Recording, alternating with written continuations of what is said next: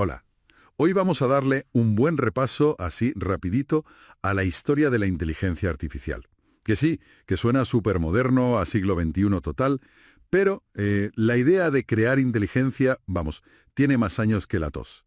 Tenemos aquí delante un material muy interesante de la Universidad Carlos III de Madrid que nos va a guiar por sus orígenes. La idea es entender un poco mejor de dónde sale toda esta tecnología que, bueno, ya nos rodea por todas partes. Vamos a ver si desgranamos esta historia. Exacto.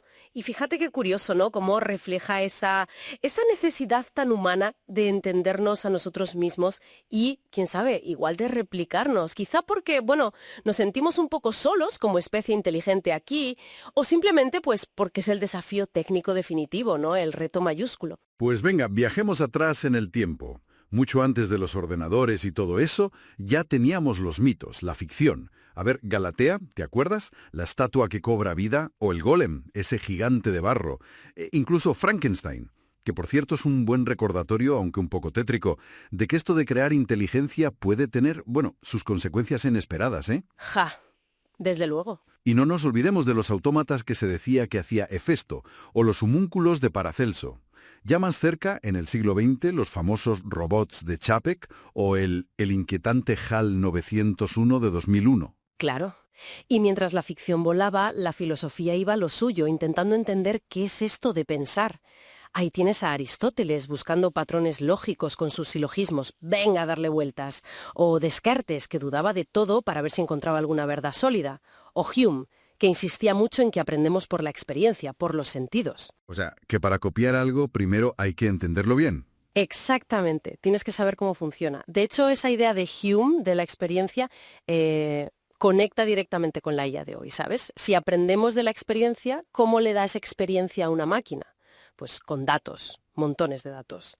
De ahí viene esta dependencia brutal que tenemos ahora de los datos para entrenar las IAs. Buen punto, sí señor. Y con esa base filosófica, digamos, llegamos ya al siglo XX y a una figura clave, Alan Turing. Su artículo de 1950, Computing Machinery and Intelligence, es que marca un antes y un después. Ahí lanza la gran pregunta, ¿puede pensar una máquina? Y propone su famoso test de Turing para intentar, bueno, darle una respuesta. Sí, y lo interesante de Turing es que fue muy pragmático. Como definir pensar es un lío tremendo, dijo, mira, vamos a lo práctico. ¿Puede una máquina hacer algo que asociamos con la inteligencia?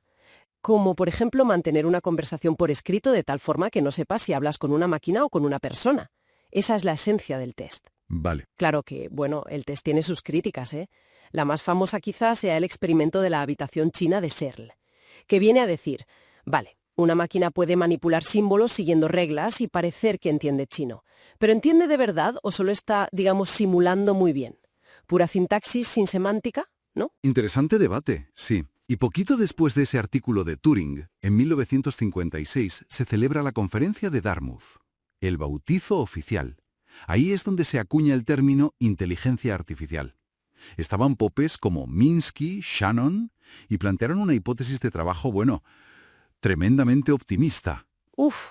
Optimista, poquísimo. Decían más o menos que cualquier aspecto de la inteligencia se podía describir con tanta precisión que una máquina podría simularlo. Ahí es nada. Casi nada, vamos. Sí, el optimismo era desbordante, quizás un poco ingenuo visto ahora, pero bueno. Esa nueva disciplina, la IA, se apoyaba en hombros de gigantes, ¿eh?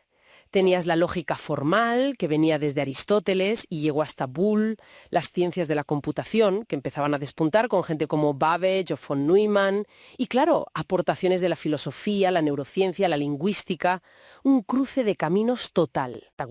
Totalmente. Una montaña rusa en toda regla. Primero vino lo que llaman la Edad de Oro, más o menos desde el 56 hasta el 74.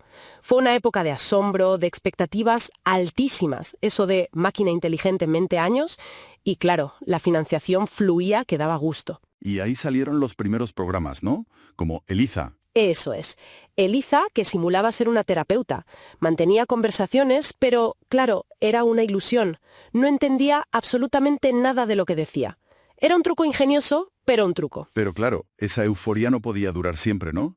Llegó el frenazo, el famoso primer invierno de la IA. Efectivamente. Entre el 74 y el 80, más o menos. Las expectativas tan altas chocaron de bruces con la realidad. los ordenadores de la época tenían limitaciones serias. Muchos problemas se volvían inmanejables por lo que llaman la explosión combinatoria. Básicamente, el número de posibilidades a calcular crecía exponencialmente y era imposible. Vaya. Y encima, apareció la paradoja de Moravec, que era muy curiosa. Resultaba más fácil crear una IA que jugara al ajedrez a nivel campeón que una que tuviera las habilidades básicas de un niño pequeño. Moverse, percibir el mundo. Qué curioso eso. Sí. Así que claro, la financiación se cortó en seco. La lección fue dura. La inteligencia era mucho más compleja de lo que habían pensado al principio. Entiendo. ¿Y cómo se salió de ese bache? De ese invierno. Pues, con un enfoque más práctico, más modesto, digamos, en los años 80 llegó un nuevo boom, entre el 80 y el 87, sobre todo gracias a los sistemas expertos. Eran programas que intentaban, capturar el conocimiento de un experto humano en un área muy, muy concreta, como diagnóstico médico o buscar petróleo, cosas así. Ah, vale, más específicos. Eso es. Y también hubo mucha expectación, quizá demasiada, con el proyecto japonés de la quinta generación de computadoras, que era súper ambicioso. Así que volvió el interés y, claro, el dinero. Pero me da a mí que la montaña rusa tenía guardada otra bajadita. Pues sí, no fallas. Llegó el segundo invierno entre el 87 y el 93. Los sistemas expertos al final resultaron ser carísimos de desarrollar, difíciles de mantener y sobre todo muy poco flexibles. No se adaptaron bien. Y el gran proyecto japonés pues tampoco cumplió ni de lejos las expectativas enormes que había generado. Así que otra vez, escepticismo, dudas, recortes de financiación. ¡Jo, menudo viaje! La lección esta vez fue que meter el conocimiento experto en reglas fijas y rígidas no escala bien, no funciona para todo y no se parece mucho a cómo funciona nuestra inteligencia, que es mucho más flexible y aprende constantemente. Vaya tela. Entonces, toda esta IA que vemos ahora, con el aprendizaje automático, las redes neuronales, ¿es hija de todos estos ciclos de ilusión, batacazo, vuelta a empezar? Exactamente. No ha salido melanada, ni mucho menos. La IA actual es el resultado de siglos de pensar sobre qué es pensar, de avances en matemáticas, en computación y sobre todo de décadas de probar, de fallar, de aprender de los errores y de ajustar las expectativas. Ha sido un camino largo y a veces frustrante. Y volviendo a la pregunta original de Turing, esa que lanzó hace más de 70 años, ¿tú crees que llegaremos a ver esa IA que sea realmente indistinguible de un ser humano en una conversación? Esa es la pregunta del millón, ¿verdad? Mira, el propio Turing terminó su famoso artículo con una frase que a mí me parece que sigue totalmente vigente hoy. Decía algo así como: podemos ver solo a corta distancia hacia adelante, pero podemos ver mucho que debe hacerse. Quizás el foco no debería estar tanto en si llegaremos a esa meta final, a esa IA perfecta e indistinguible, sino en seguir trabajando, en afrontar los enormes desafíos técnicos y, ojo, también éticos que tenemos por delante ahora mismo. Hay muchísimo por hacer todavía.